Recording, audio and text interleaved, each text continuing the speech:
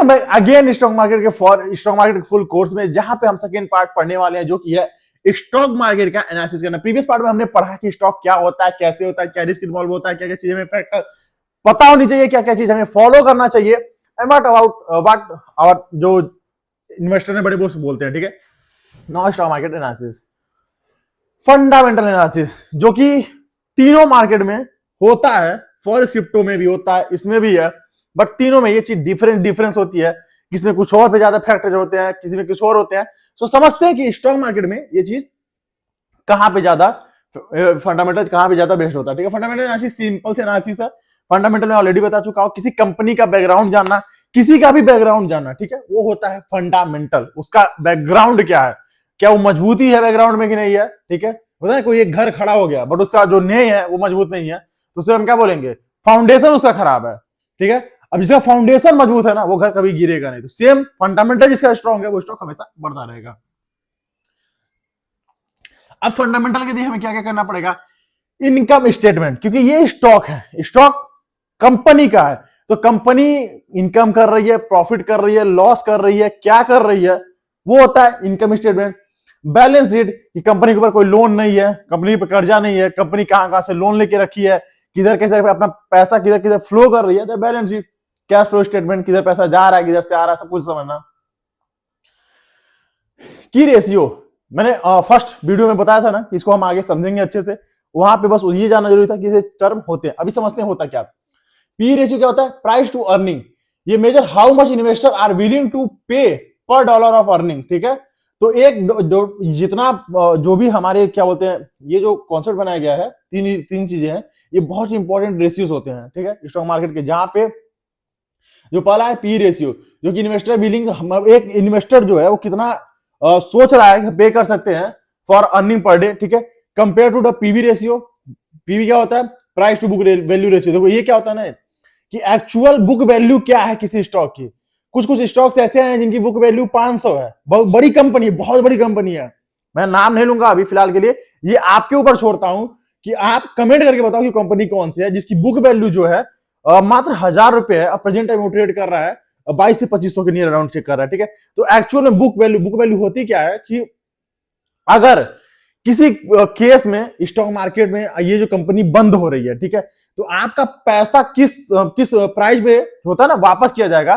तो जो मार्केट में वैल्यू चली 2400-2500, उस वैल्यू में की जाएगी। जो उसकी बुक वैल्यू है 1000 रुपए, उस वैल्यू में आपको वापस की जाएगी।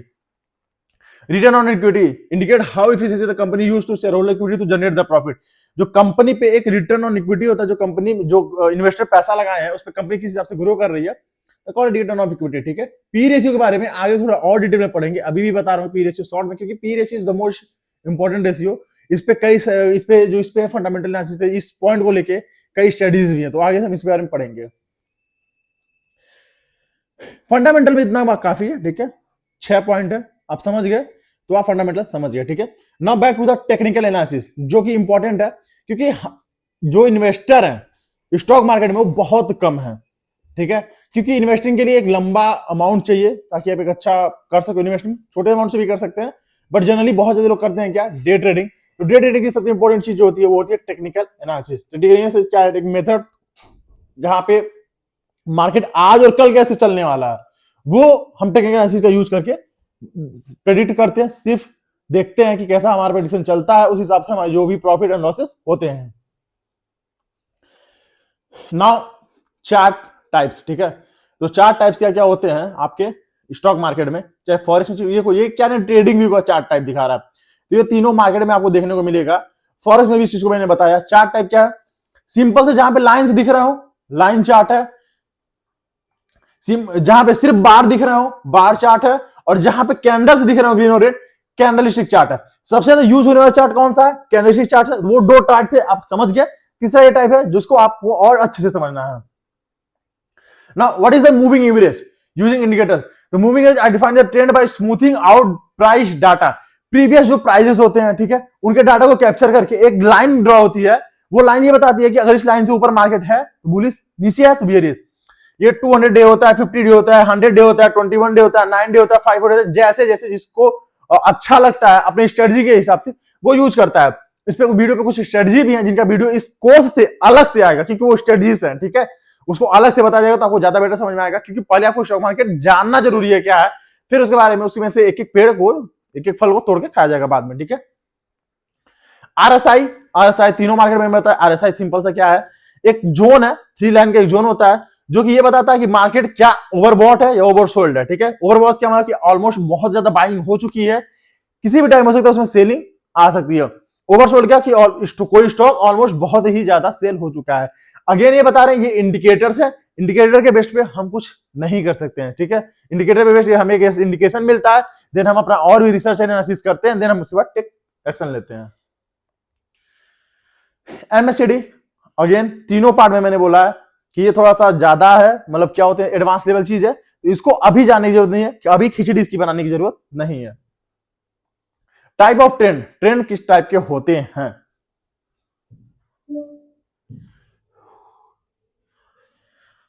पहला अप ट्रेंड, मार्केट अगर ऊपर की तरफ जा रहा है सो अप ट्रेंड, मार्केट अगर डाउन जा रहा है तो डाउन ट्रेंड, और मार्केट एक ही जगह घूमे जा रहा है तो साइडवेज। डाउन है डाउन ट्रेंड, अप है अप ट्रेंड, सिंपल सा रूल। अगर किसी का प्राइस थोड़ा सा नीचे आके ऊपर जा रहा है, नीचे ऊपर करते करते अगर वो ऊपर साइड में जा रहा है तो वो क्या होगा, अप ट्रेंड। डाउन साइड जा रहा है तो डाउन साइड, साइडवेज है मतलब क्या एक ही जोन में घूमे जा रहा है, तो ये क्या होता है आपका साइडवेज जोन होता है, ठीक है। इसका एक और कॉन्सेप्ट है कि अप ट्रेंड का क्या मतलब होता है, हायर हाई बनाना चाहिए मार्केट में। हायर हाई का क्या मतलब होता है कि एक हाई दूसरा जो हाई जो बने इस वाले हाई से ज्यादा हो, ये तीसरा वाला हाई इस वाले हाई से ज्यादा हो, तो ये क्या हो गया अप ट्रेंड। डाउन ट्रेंड क्या होता है, लोअर लो बनते हैं। लो है इससे लो ये है, मतलब लोअर तो है बट प्रीवियस वाले से भी लो है, लोअर तो प्रीवियस लो, लोअर लो बनते जा रहा है ये। और इसमें जहां पे सेम एक जोन में घूमता है ये होता है आपका साइडवेज मार्केट। ना आइडेंटिफाइंग ट्रेंड, बुलिश ट्रेंड कैसे है, up trend market is called a bullish market, ठीक है। Up trend upper level high, higher high बराबर है फिर से हायर हाई, बराबर है फिर से हायर हाई, ये क्या है अप ट्रेंड मार्केट है। बियरिश ट्रेंड लोअर लो लगाया, उससे नीचे एक लो लगाया, उससे नीचे एक और लो, उससे नीचे एक और लो, लोअर लो लगा रहा है, क्या है बियरिश ट्रेंड है, सिंपल सी चीज है। साइडवेज मार्केट क्या है, घूमे जा रहा है की जगह, घूमे जा रहा है, तो क्या हो गया आपका sideways trend. Now trend reversal and continuation, what is the trend reversal and continuation, कि ये कोई ट्रेंड चल रहा है, अप है अभी भी अप है, यहां पे रिवर्सल कुछ पैटर्न दिखेंगे जो कि आगे पढ़ेंगे, फिर उसके बाद मार्केट रिवर्स हुआ और उस रिवर्स को क्या हुआ कंटिन्यूअस कर रहा है, मतलब क्या upper higher high higher high higher high, फिर एक लो फिर एक लो फिर एक लो, मतलब क्या एक ट्रेंड कंटिन्यू था, रिवर्स किया फिर उसी ट्रेंड में कंटिन्यू किया, ट्रेंड रिवर्सल एंड कंटिन्यूएशन, ठीक है।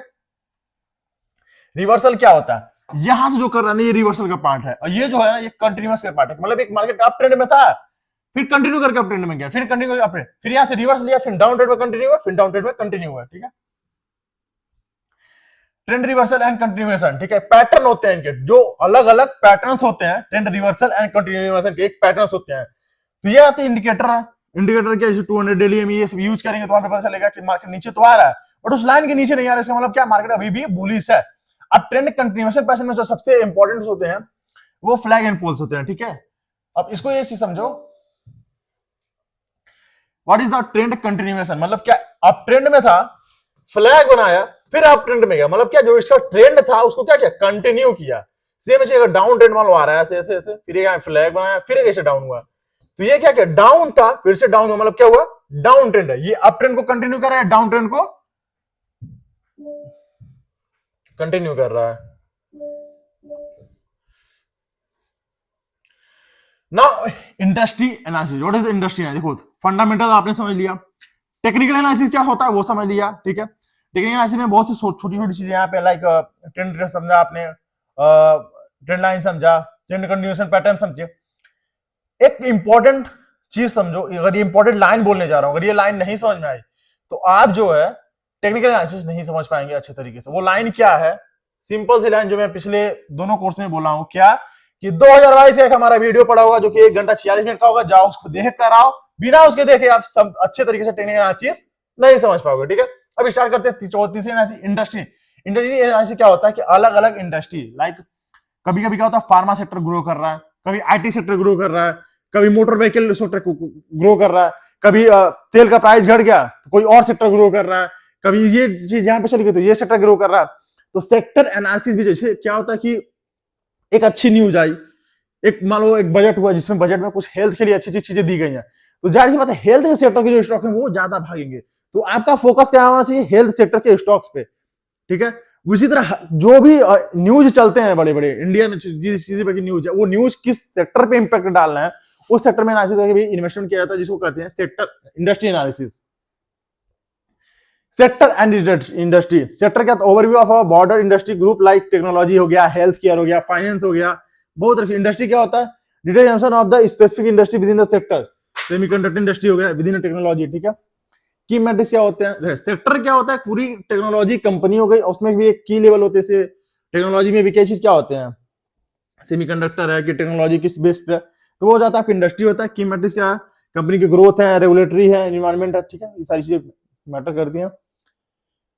Impact of economic cycle on industry, cycle industries, defensive industries, तो जितनी भी चीजें हैं देखो, ये सिंपल सा बात समझो, जो लॉ बनते हैं नए नए, जो बड़े बड़े न्यूज आते हैं, जो बजट में जितनी चीजें होती हैं वो कैसे किसी इंडस्ट्री को इंपैक्ट करती हैं, सिंपल से समझो उसको, ज्यादा इसको ना ब्रॉड मत करो, ज्यादा अपने ना दिमाग मत खपाओ कि क्या चीज बता रहे हैं, नहीं चीज नहीं, सिंपल समझो।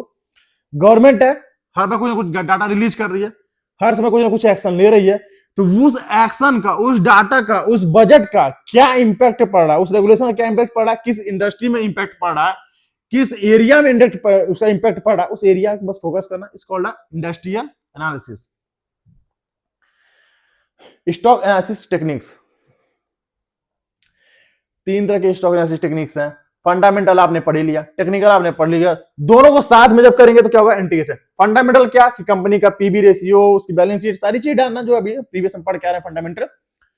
टेक्निकल क्या हो गया, चार्ट पैटर्न है, सपोर्ट रेजिस्टेंस है, ट्रेंड लाइन है, इंडिकेटर्स है, ये सब के लिए एक लाइन फिर से बोलने जा रहा हूं, अगर नहीं समझे तो आप नहीं समझ पाओगे। वो लाइन ये है कि हमारा 1 घंटे 46 मिनट का पूरा प्रॉपर वीडियो डाल के रखा है सिर्फ और सिर्फ सपोर्ट रेजिस्टेंस चार्ट पैटर्न के ऊपर, कैंडलस्टिक के ऊपर। Must watch this video, it's very helpful for you. नहीं हुआ तो बताना, उस वीडियो को डिलीट कर दूंगा, नया वीडियो बना दूंगा, ठीक है।